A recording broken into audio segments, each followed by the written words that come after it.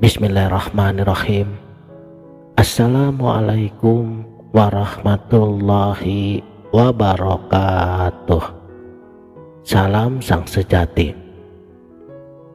Sesungguhnya hidup ini tidak bergerak keluar, melainkan masuk ke dalam diri, menuju pusat semesta yang tersembunyi dalam sirnya. Di titik terdalam itulah ada sesuatu yang sejatinya tidak bisa dijelaskan oleh kata-kata, sesuatu yang tidak bisa disentuh oleh logika dan tidak bisa dijelaskan oleh akal, namun bisa dirasakan oleh pusat kesadaran pada diri kita, yang untuk kali ini kita sebut dengan rasa. Rasa bukan sekedar tentang manisnya gula yang menempel di lidah atau pedihnya luka saat kulit tersayat. Bukan pula sebatas air mata yang jatuh karena kehilangan atau tawa yang meledak karena rasa bahagia. Rasa adalah pintu batinmu. Ia adalah pusat cahaya kecil di sebalik kabut gelap yang sering kita abaikan. Rasa adalah bahasa dari dalam. Ia adalah galih atau inti. Ia adalah rasa atau rahasia. Ia adalah cermin yang jernih, tempat segala kebenaran memantul dengan jujur. Ketika kita telah benar-benar menghayati makna daripada rasa ini, niscaya kita akan tahu bahwa hidup ini bukan sekedar perjalanan yang tampak oleh mata, melainkan perjalanan batin yang sunyi menuju rasa yang kian bening, menuju pengenalan yang hakiki tentang siapa kita dan siapa dia.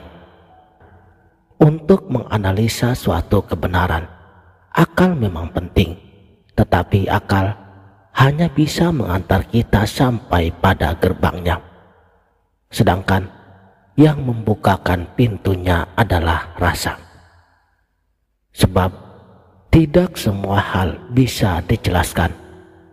Kamu bisa tahu putih itu seperti apa, tapi kamu tidak pernah benar-benar bisa menjelaskan putih kepada orang, maaf, mereka yang buta. Kamu juga bisa mendefinisikan cinta, namun kamu hanya akan benar-benar tahu arti cinta pada saat kamu sendiri yang merasakannya. Dan begitulah hidup ini bekerja, bukan untuk dipahami seluruhnya, tetapi untuk dihayati, dilalui, dan dirasai.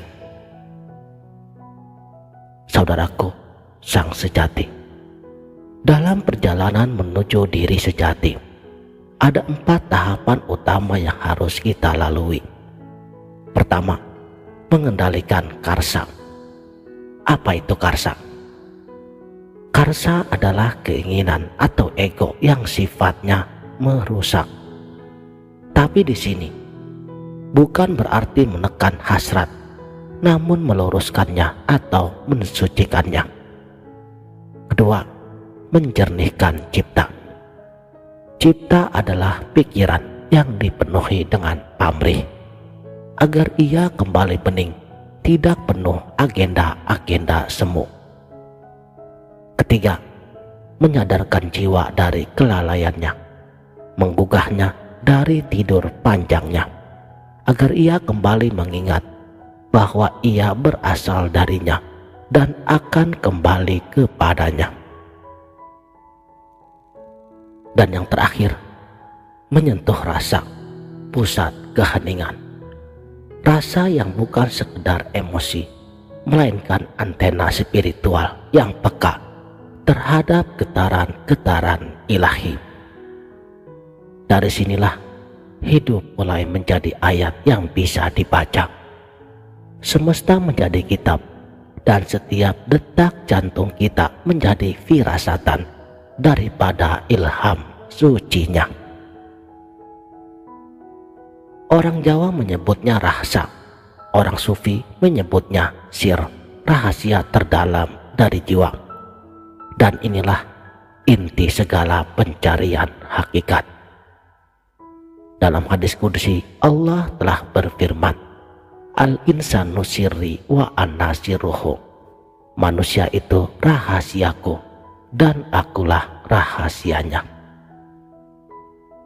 Sebuah ungkapan yang makna hakikatnya sesungguhnya sangat mendalam, yang akan membawa kita kepada satu pemahaman agung, bahwa untuk mengenal Tuhan tak perlu pergi jauh, cukup masuk ke dalam dirimu sendiri, ke tempat di mana rasa itu tinggal, dan disitulah engkau akan menjumpainya.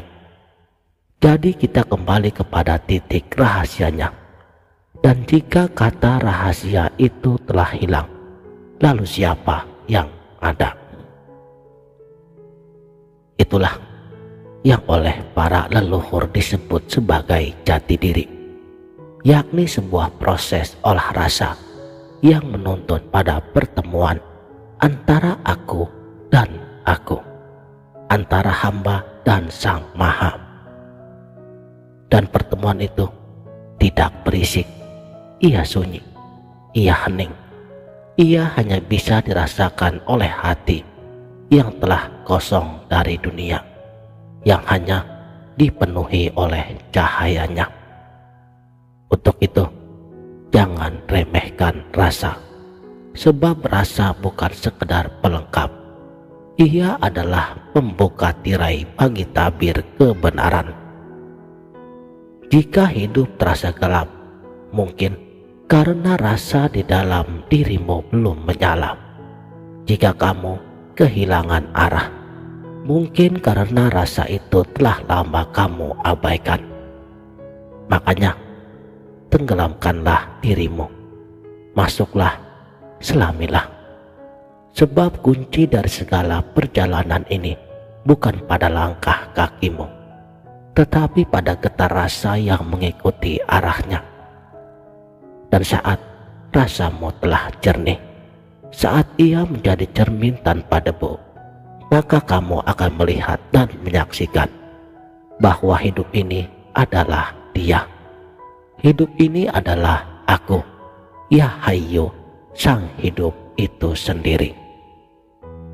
Demikianlah, mudah-mudahan video ini bermanfaat dunia dan akhirat. Wabillahi taufik wal hidayah.